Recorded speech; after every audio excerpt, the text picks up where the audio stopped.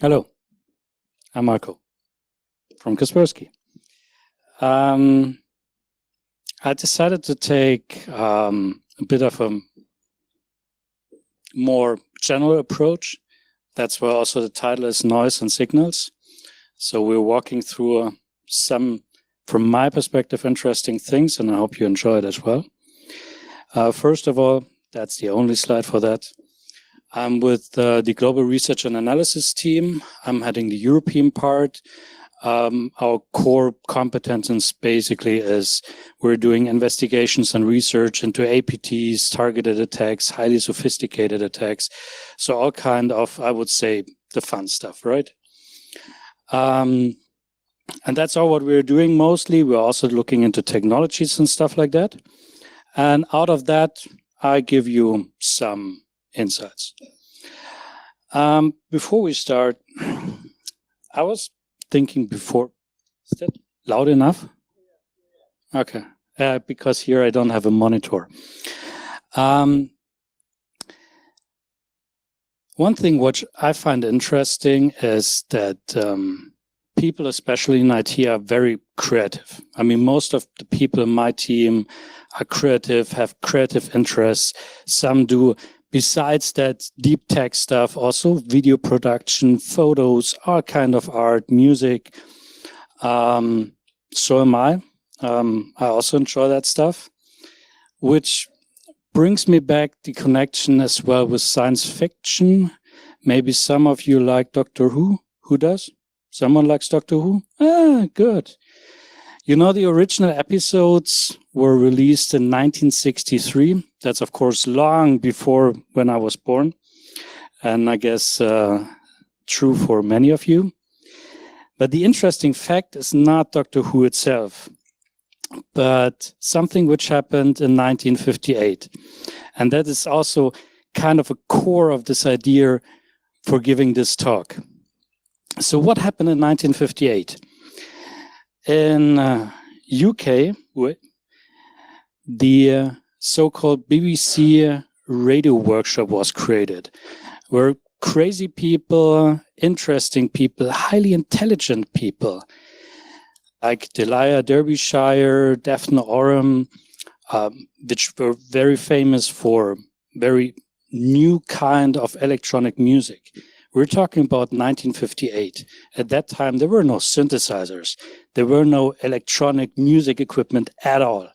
So these people were using everything which was possible out of the so-called test equipment environments, like oscillators, filters, amplifiers. You're usually using in signal transmissions, TVs, all kind of that stuff, combined with back then, the recording devices, which are these reel-to-reel, the great-great-grandfathers of tapes, here to create electronic music. And back then, they were creating this very famous and new style intro of Doctor Who, which has this electronic touch, this atmospheric things. And as I'm myself very interested into music, electronic music, not only listening, but also making for myself just as a hobby, I digged a lot into that. So I bought also a lot of crazy stuff. And one of the most outstanding are these so-called lock-in amplifiers. These are analog ones, very, very old, from the 60s, whatever, 16-inch devices. And you have all these buttons and knobs and stuff to like adjust things. I use it for making music because they're really giving good sound, disturbing stuff and things like that. But originally in lab environments and in physics, they're used for so-called signal recovery. So imagine you have a signal which is completely trapped into noise. And you want to get that signal out of this random noise from whatever. You use them to filter out the noise, and you get the clean signal you can measure. So it's super interesting, very crazy stuff. It's not very heavy, and I have quite a lot of them. So that's my big favorite one. There's another one, which is a two-phase vector, crazy lock-in amplifier. And I think especially something what these devices are doing, we're also trying to do. We dig through all of this noise, all of this random stuff which is going around, and finding these signals, the interesting pieces, the stuff which is interesting to us, to our job, in order, of course, on our side, it's the good course. We're trying to protect people. We find the interesting malware, the advanced stuff, the complex stuff. So we're kind of human lock-in amplifiers, so to say. Well, setting the base, that's always interesting that we're all on the common ground. I'm not talking about this piece of noise stuff, but I think it's quite interesting. I really liked that screenshot. Who remembers that one? Very easy to see, right? Yeah, it's your PC is now stoned, though. That's from 1987. Back then, the IT security environment, especially in terms of threats and malware, was easy. I mean, there were some worms, some viruses, some Trojans, nothing super extended, nothing super crazy. You had like floppy disks as a transport medium. Nowadays, the situation looks completely different. We're generally talking more about the different levels of the threats we're seeing nowadays. You have crimeware stuff, which is like the biggest part. On top, the more targeted, more complex professional groups behind that. And then the tip of the iceberg is 0.01%, the really, really advanced persistent threats like the a lot of resources invested. And also the life cycle of all of that developed further and further over the years. From the beginning, it was, oh yeah, there's a malware. You have the floppy in your computer, it infected your computer, that's it. Now we're talking, depending on the different levels of completely different life cycles, which involves how a certain attacker or threat is going on and being active.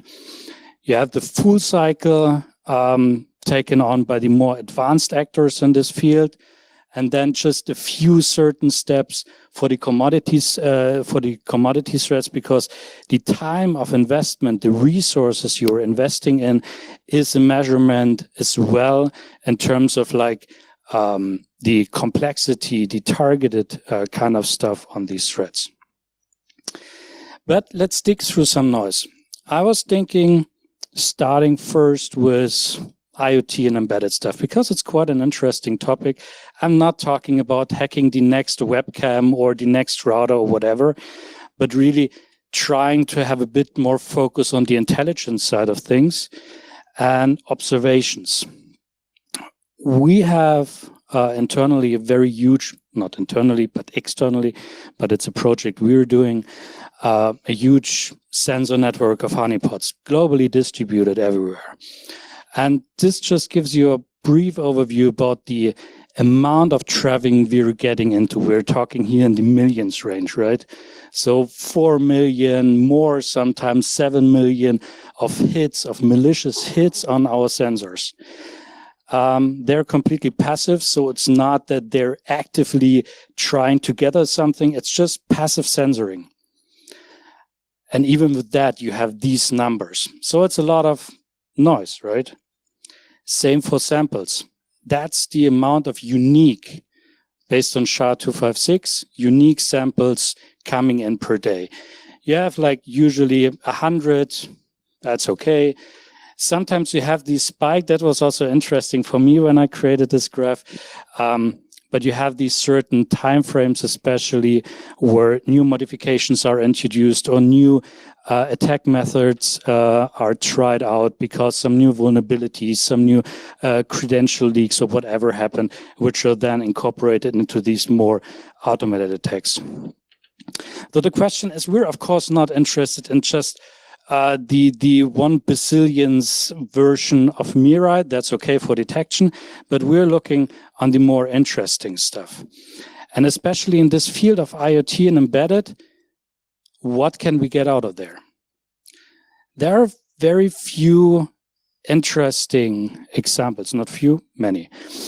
But first, we have to dig through all of the different platforms. That's just as a reference to make you feel and see what it really means working on that. All of these unique samples. It's not just only the Intel x86 for Linux, whatever dot, where you can easily handle. No, you have to take care about certain CPU architectures, 32-bit, 64-bit, little endian, big endian. It's not always easy because you have to somehow work with all of that. But talking about the examples, I added also to some of them the platforms behind. Black Energy, very famous, BE version 2, which targeted embedded devices. It's a complex set of threat tool set, so to say, which had quite some history behind. The first version, it was just a simple DDoS tool called Tactus Crimeware, which was sold by the creator back then, 2007, for about $700. The group who bought it changed the code later on, added a lot of capabilities like these modules for ARM MIPS. Along that, they also added plugins, for example, for ICS systems. And later on, they continued. And in 2015, that's probably why and how many people at least heard of Black Energy, was because of the attacks at the power plants in Ukraine, which caused power outages for several hours in a few regions in Ukraine. That was like a huge thing. Then in 2018, VPN filter appeared. Also with target into embedded routers. It's always a bit tricky to say like IoT, it's like embedded network devices, stuff like that. And interestingly, just based on a false implemented RC4 algorithm, they had the wrong comparison integrated. And because of that same algorithm implemented wrongly in Black Energy and in VPN filter, it was suggested that this is like the new malware from that same group. It also has like destructive capabilities, and it used a very interestingly, more or less new kind of C2 communication. Instead of like plain DNS, they used EXIF over DNS. So they were querying from websites pictures, used the EXIF information hidden in there to derive the IP addresses of the C2 servers, which was quite interesting. Especially here, not only routers, but also on NAS devices, which is kind of nasty, of course, because many businesses store all of their interesting and important data there. Followed later on by, in 2019, that's something you probably also read nowadays quite often, Cyclops Blink, which recently was in the news targeting several hundreds of thousands of specific routers of one vendor, which is also seen as a successor of VPN filter. And additionally, it takes firewalls. So why do I tell you all of that? The interesting thing here is, as opposite to your regular computer and server, these things, you have less control about it. I mean, how many people really are working on the shells of a router? We're not talking about the big enterprise routers, but the small, shitty ones, like the plastic ones. Not many, right? Because you have less control about it. So it's a foothold into the network. You have full control in most cases about the whole traffic going on. So you have sniffing capabilities, credential stealing, and you can use it to further on go into the network, try to attack other like servers and whatever into the network. You have a foothold there. And it's very persistent because these things are dumb. They are running 24/7 all the time. So when you have a footstep in there, it's like game over, kind of. That's also why several groups used the source code of Tsunami, which was released in 2004. That was the earliest appearance of that. And the source code of Tsunami was released. So a lot of people just picked the source code and created their own modifications out of that. There are nowadays for many, many different platforms to target as well, like embedded devices. One very famous thing, it was also abused in the 2016 hack of the Linux Mint, where the build servers were kind of overtaken, at least the download servers. And in the ISO files of that Linux distribution, a Tsunami backdoor was implemented, which was quite interesting and huge.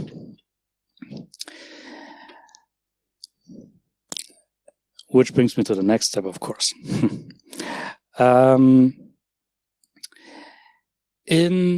Nowadays, I mean, I said the professional groups, they're reusing stuff as well, which is a bit different when we're talking about specifically ransomware groups, leakware, however you want to name it, sorry.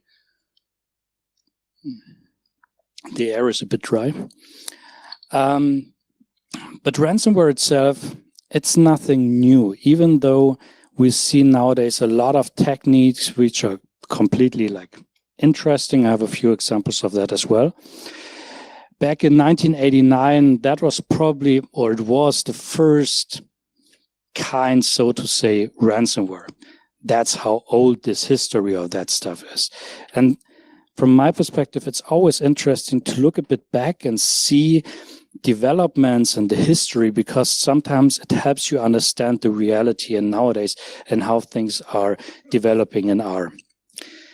What we're talking about, just two kind of buzzwords, big game hunting, which is basically going not behind everything what we've seen in the past, like these mass infection of random computers, whatever.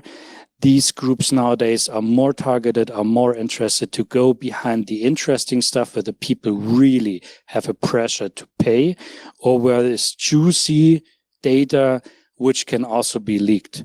That's also following to the encrypt and leak, so you have the double side effect, basically. The groups nowadays are very more professional going on. I mapped it with the MITRE ATT&CK framework, just as a reference. So there are a lot of different steps involved into that. So we're not talking like back then where it was just one person creating something, distributing, spreading, whatever. But we have certain levels of how these groups operate and try to get into networks and do their main goal, which is like the double side of things, leak and encrypt to put more pressure on. That's also how the groups operate, very distributed. You have a lot of different people with different core competences implemented. Recent leaks also proved this again, but we also have seen this previously because a lot of communication, a lot of like also outsourcing is happening there. For example, this point of initial access, there are marketplaces just focused on the initial access, where people who has initial access to certain networks and whatever, selling them to other actors in order to like when they can do their attacks, which may be either ransomware groups for doing their kind of stuff, or also for way more professional actors in order to help them doing espionage operations or whatever. So that's this thing with the big game operation, and there are many, many different groups. I put it in the frame of what we're seeing nowadays, because we have something going on. Everybody's aware of that, and especially here, very famous Conti, Carmine groups, Stormers, Lockbit, ransom groups, where they're also nowadays positioning themselves in a political sphere, which was completely new, at least to some extent. Before they were just, they were even talking together in certain underground forums and stuff like that, which is quite an interesting way to use their power also for political methods. Which brings me a bit further. The political implications are one next step, but we have these, besides the professional groups, which are more interested into money and whatever, there's more. There is these big tips, the APTs.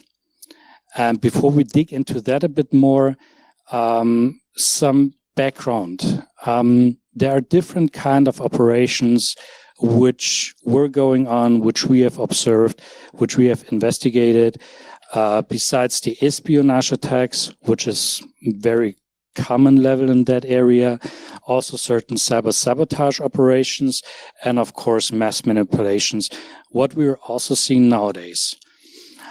Some of them include malware, just to give you a brief overview where to point something at. The methods, I already said it with the ransomware groups, you have this initial vector. And the initial vector, how to gain and enter a network and the target, is a very critical point. That's why several groups also used and abused the so-called supply chain. There were many big examples of that, just to give you a few, because they're outstanding each by itself. And that's also one of the main things I hope you take away. It's not just another supply chain attack. It's not just another group. They have all their specifics. The methods are very specific for a certain operation, for a certain group. With Netzerang, for example, that was quite interesting. It's a server management software. And for being active after the infection, they were using the set TXT record in the DNS. When for a certain domain, which is derived from the month and the year, based through algorithm, they query the domain, and if the TXT record of that domain is set, the malware gets active, which is quite an interesting method. CC Cleaner, which was abused with implemented malware, millions of people were infected. But the second stage was only delivered to about 40 targets. So all of these millions of devices reported back to the C2 server, and only handfully picked at interesting targets, especially in the high-tech area and the IT segment, were selected and received the second stage. So it's not only always about everything which is possible, but these groups operate targeted and specific. They don't want to go to the mass. They have their goals, they have their plans, and they just use certain methods in order to get into that.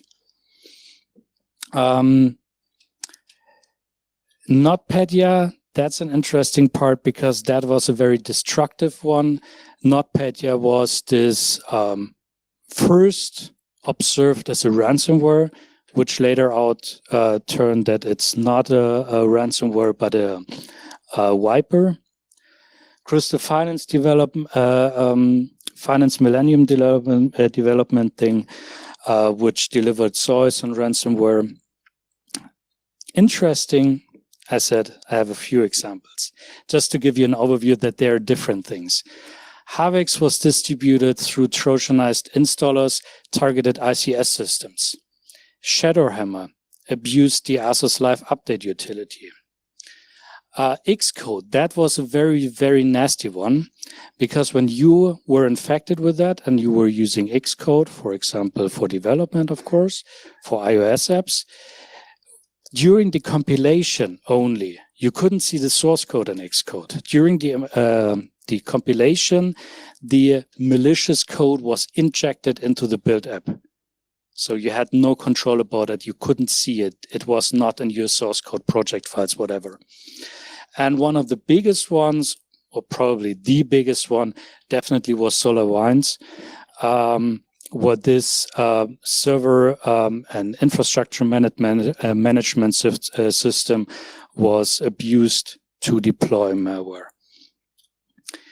These are just a few examples, but each one of them had their own specifics and how they were used and abused. which is a bit different to the more common ones like proxy log on, log4shell, which were abused by many, many different actors, really that popped up and increased every day after they were released. And some of these vulnerabilities abused by them are also kind of old. That's why I put this example of this firmware updater. The vulnerability in there was 12 years old. And that's always why you have to think and be aware of your supply chain, what you're using, what you're implementing, where are the connections.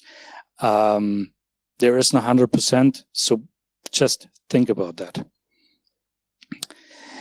The NotPetya I just mentioned before, I said it was a wiper, and that's going into this destructive stuff. Besides the espionage, sabotage operations, or just data or whole file disks are wiped completely, you don't have access to anymore whatsoever. That's just an example of one very old wiper from 2012. Just to visualize it a bit, what it means having a wiper. Anyone remembers that?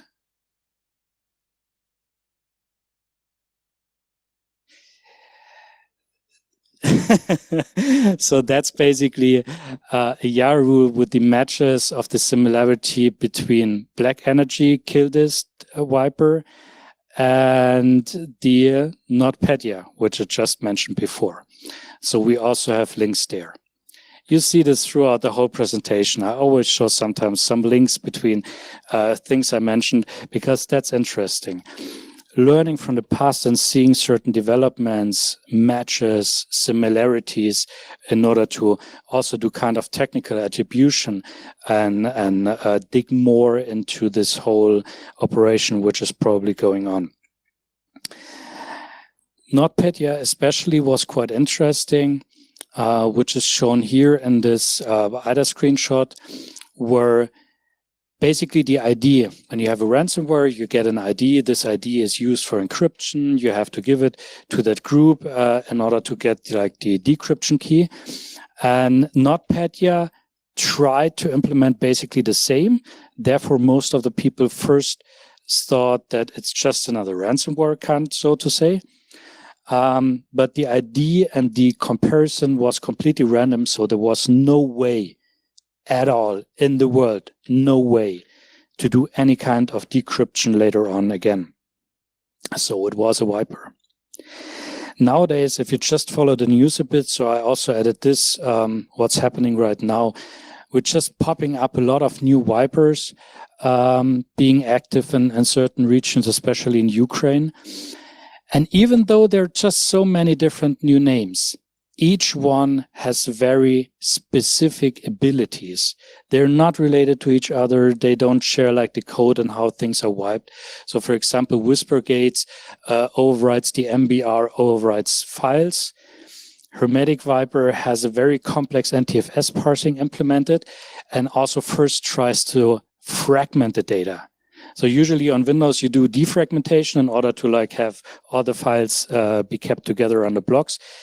This one does exactly the opposite. So when it's wiping and you still try to do some forensic investigations in order to recover some data, with more fragmented data, it's way more difficult, nearly impossible to recover anything compared to something which is like defragment and completely on disk.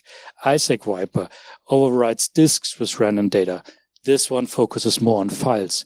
Completely different operation. Something completely unrelated to each other. So it's not just another wiper. That was also something which was a bit sad, that the reports are always there. Now it's a second wiper, now it's a third wiper, now it's the fourth wiper or whatever. Each one of them has a very unique characteristic from the technical perspective. And because of that, if you're aware of that, you are better prepared in order what to do. Trying to overwrite a whole disk takes way longer. It's way more aggressive from the IOs. So you know better what to do here in compared to like just files or fragmentation operations. Completely different things, technically. And if you're not able to like understand it and see it because you don't have the information, it's way more difficult to defend against it. And that's why it's important to look at the details of all of these operations going on. Let's go a bit to more, not easy stuff, but espionage. We have destroyed already a lot. A very famous example of very, very high-tech used was definitely Satellite Troller. It's a group active for a long time. And I just tried to showcase you that it's not only the easy or weird ways like EXIF, C2 communication, DNS stuff, but sometimes also the communication channels may be completely off whatever, where you have control about it or what you can observe about it. Here, it's a very complex thing if you're not into satellite communication. Back then, you basically had the data transmission through a satellite and then a back channel through the landline. Nowadays, you have like also two-way communication on satellites. And because of the broadcasting, you can easily hide super OPSEC, hide the attacker and the actors behind that. And it's very more difficult to block any kind of this communication when it's like broadcasted over certain areas. Others, and that's also why I tried to explain you that learning from the technical aspects, because the attackers do that as well. And one of the most prominent ones was Project Sauron, which was learning from a lot of other actors and operations, the technical details, copy-pasting it. Definitely not as first place, at least as it's seen, to just try to be a false flag operation, but to use these techniques to be more successful in the operation. Some try to copy paste certain strings, certain operation methods in order to like false flag. If you can pretend you're actor B, but in reality you're actor A, it's easier for you to like hide your whole operation, everything. But learning from others in order to advance your techniques you're using, that's like a different level. And here it was documented because we could see and trace it back. And it's very likely that a lot, especially on the professional groups, we've seen that as well, that they are learning from other advanced attacks and operations and trying to use similar methods, similar techniques in their operations to be more successful, to advance and be more sophisticated. That's also why we have to learn. We have to learn and know the technical details and specifications in order to be better protected. It's not just a one-time operation if the same techniques may be used by other groups as well again. A completely opposite example is something which we're seeing also nowadays. Gamma Radon is very active at this current situation. And Gamma Radon is quite interesting. The group exists since about 2013, whatever, and they're still using just low tech. No 0 days, no super advanced stuff. They have their infection stages with like old known stuff like the LNK, PowerShell, schedule tasks, VB scripts, whatever. Very, very low tech, but they're super successful as well. For example, they're using this desktop INI method since 2017 already. It's just they stick to their low tech, nothing advanced. So you also have the attackers and operators on the other side of the technological chain. It's difficult to say here advanced because the technical aspects are not really advanced, but they're effective. They're still working. So you have to take care about all areas, not just the most advanced, not the most crazy satellite communication, whatever kind of stuff, or very strange vipers, defragmentation, whatever, but also about the low-tech stuff. Low-hanging fruits. That's simple. Maybe often overlooked, I don't know, because they are successful with that. Still, nowadays, right now, as we're talking. More advanced stuff, and that's something which is sometimes said, which is very, very difficult to defend against it. That's why I mention it. Because here we're not talking directly about noise. There is no much noise where it's difficult to put a sensor on. And I guess everybody here is aware of like the usual execution rings. Yeah, you have user space, you have the kernel space, but there are also the minus levels, the stuff which is below the operation system. Some of them are still, let's say, theoretical stuff, but we also have seen already several successful attacks. In the UEFI, for example, Mosaic regressor was an implant into the UEFI, and we're not talking about the ESP, the EFI system partition on a disk. We're talking about the EFI on the SPI flash ROM on the mainboard. Hardware.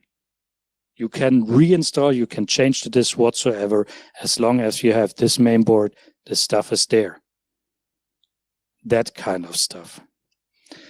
Mosaic regressor had an implementation with certain drivers going into the EFI boot chain, dropping into the Windows operation system and the startup folder a file which was then executed every time you boot up the system. You can reinstall, you can change the disk, as I said before, no chance. The next level, which was more advanced, is Moonbounce, because they did it more technically advanced on a level that they directly went into the DXE. They put an implant into the DXE itself and not interacting with that, which is like the core, one of the core modules of the UEFI. And they didn't drop a file just for execution. The whole operation on the Windows system was fileless, no traces on disk, and was just operating in memory. So have your stuff ready to also check all of that stuff. As well on the SPI. SPI is tricky. Like this is really, really low level. Low level. So you have to have specific, we have a scanner for that, which is a firmware scanner, which we also used in these investigations in order to detect that and extract that firmware and go into the investigation. But this is something which probably not everybody really has in their mind under scope. And this is something you usually don't care about because this is really low level. But this is a persistence level 1 million, right? Exchange all your mailbots. No, you don't. The problem here is for both of them, it's not really clear how the initial infection vector happened, because in this specific case, you could only see it afterwards when you read out the SPI and dig into the firmware when you have a certain, when you think that there is something wrong. Because also this kind of investigation, it's not something you're just doing easily, right? You really have to get your hands on. It's nothing you can scale up in your network for 1,000 computers easily. That's why this persistence method is like really advanced and complicated. In the end, with all that, what can we do? We're not lost, completely not. I'm very optimistic, and that's also why usually when I talk to like regular non-deep tech people, I'm not the bad guy. I don't want to create fear, anger, whatever. I'm a positive guy. I'm an optimist. We need to exchange all of that information in order to defend, because we have the abilities to. We just need to be aware, and the awareness is the most important thing, first of all, because if you're not aware of, how can you start defending against? So one tool which is very essential, of course, you may have a lot of tool chains, that's okay. But one core tool, of course, is Yara, because it really helps a lot with hunting and also trying to find the similarities, what I just mentioned before. And I just wanted to give one other example because it was very famous and also very interesting from a technical perspective. The name already says it, WannaCry. So the upper one is WannaCry, the lower one is? Right, correct. So that's exactly the link which was tweeted by that employee from Google. And when we had a look at, you could see that this is the code parts of a custom SSL implementation, which basically shows a link between these two operations. And if you just remember all the other similarities and things I showed you before, this is something to go for as well, because it's always good to put in links, to learn, to see the similarities, to follow the traces, because then maybe you can get even more intelligence out of and know what to defend against, probably, and what to do, maybe who's hunting you or who's going after you. There are a lot of different methods. I just try to put it like as simple as possible into a small overview just for you to take away. Probably most of you people are already doing what you can do in terms of data enrichment, because that's an essential part. That's the technical side of things. Then going into the MITRE ATT&CK framework, for example, for the methodologies, getting more intelligence about how certain operations are conducted, who are maybe certain groups or operations which are going on in order to be on top and protect and defend, right? That's basically what we're up to. In the end, some last words. Don't underestimate the human factor. These are photos I've taken myself. I'm flying quite often. Also here I came by plane. And when you go into the business lounges there at airports, people in that level may not always be super aware or know what security means. So this picture basically is, I think it was in Frankfurt or Munich in the business lounge. And one guy in a suit, he just stood up, he left his notebook. You can see it's open. The screen is from Outlook. He was connected through VPN. He had some emails open and he went to the restroom. Not just to wash the hand and be back in 30 seconds. Even 30 seconds is like way too long. But I was sitting next to that. I sat down and was waiting for him to come back. It was nearly 15 minutes. Imagine what you can do with an open notebook in 15 minutes. So, of course, as technicians, I'm a technician, we can do a lot of things, protecting the network, fighting against super crazy technical stuff, because that's fun, right? That's driving. But in the end, we also have to take into account that there are humans in the end on the other side of the notebooks, which may not be that deep technical as we are, may not have the understanding and knowledge what we have. So we have to do something about that. We have to train them. We have to put the right settings in. This is also, it's not only a question about training, by the way. I'm not a big fan of just blaming the user. That's a wrong way. Blaming the user, wrong way. Not good. You have to take them with you, and you can do security policies. screen lock, for example. There was no screen lock. The screen didn't lock after 2 minutes, whatever, inactivity or whatever. No, it was completely on for nearly 15 minutes. That same way.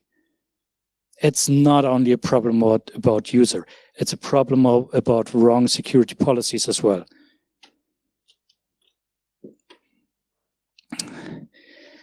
There are many, many different methods you can use. Employees, as I just said before, advanced technologies, management, vulnerability tracking. I said it with the supply chain attacks. Really go into your stuff. Be aware of what's going on. It's not always as simple, I know it, but the tools are there. It's not that we have to fight with like bare hands against a bear. We have all the tools and technologies. You just need to use them in the right way. You have to get them and use them.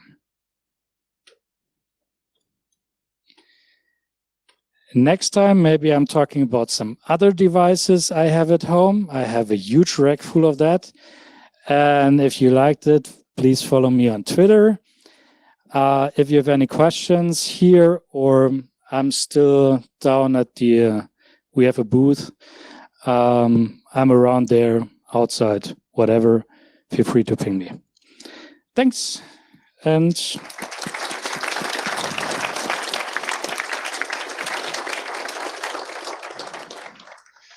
we definitely have a few minutes for questions. So if anybody has some questions, I'll pass the mic around. I'm super good on time. Thanks for the presentation. It's a really interesting topic. You, in one slide, you saw what is the percentage of APTs in the attack. I think it was like 0.01%. But from those, how many of them are really, really interesting? As you saw at the end of the presentation, because there are some groups like Duku, Equation, or Gauss that are really highly, technically speaking, they are very interesting. But I'm probably sure that most of them are almost like crap software. So how many, or more or less, how many of those are pretty interesting, technically speaking? To be honest, many of them, if not all of them, because each group develops their own techniques, their own methods. And as I said before, some groups learning from other groups. This is not only on the APT level, this is on all levels. Also professional attackers, crime work groups, whatever, trying to learn from the big guys. And therefore you have to learn and go through all of the techniques used, which are public. Because if you know about it, the attackers may also about it, and vice versa. So all of them are interested, all of them is something to go through. When we're talking about security, it's not only, this is just someone attacking, I don't know, political institutions and you're in a pharmacy or whatever. No, because these techniques may be used the next day against your operation as well. It's that simple. Okay, thank you very much. Thanks for the question. Hi, very nice talk, by the way. Thanks. So I was really interested in the moon phase, and especially like the motivation of your talk, which is discerning signal by noise. So the attack seems like extremely sophisticated. So how do you guys like try to spot this? I mean, if you are on the user level, how do you understand this executing just in RAM? Or if you try to instrument the firmware, how do you understand it scale escalates so up there? You know, it's like, it seems very semantically difficult to actually understand what is going on. And the following question is how this thing, how it spreads, you know, like is someone working for Asus which actually does this? I mean, I said Asus, I can say whatever, but do you understand what I mean, right? Yeah. So first of all, it is really tricky to know or identify such attacks. You have to work a lot with anomalies. I mean, memory you can scan if you do it. You have to do it. That's the simple point. And then you also have at least that point of communication. Communication is also very tricky. because at some points they may need to talk to some C2. The problem is nowadays, most of the infected devices do not necessarily directly talk to a C2, but they may talk to other relays in the same network and then use just one hub, for example, in order to communicate to the C2. So the whole situation also on the communication level in the network is very complex. So you have to do a lot of monitoring. And that's always the key. Monitoring. Monitor as much and everything as possible, store it, and try to find exactly these links. I know it sounds not easy, but it is. It's just tapping. It's just storing all the information and then trying to match it. Get threat intelligence providers which deliver a lot of enrichments, like that was one of the last slides, enrichments, and then try to make sense all of the data. That's exactly the point. Try to find these signals, and that's, first of all, store data. Many do exactly that not. They don't store the data. They don't have enough sensors and monitoring installed. So they don't know and are not able to tell what's really going on in the networks and on the computers. And that's the first thing to start with. And then advance that. Do the monitoring. Have kind of a SOC. If you're too small, get a managed SOC. No problem. And then advance on that. And then you have the abilities at least to know that there's something strange. And when you know that there's something strange, you can go on. There are researchers, there are DFIR guys who just come, investigate, and they have the capabilities to go into that, like SPI, for example, and check that. Nobody needs to be able to do that in a corporation. You can have external experts for that, no problem.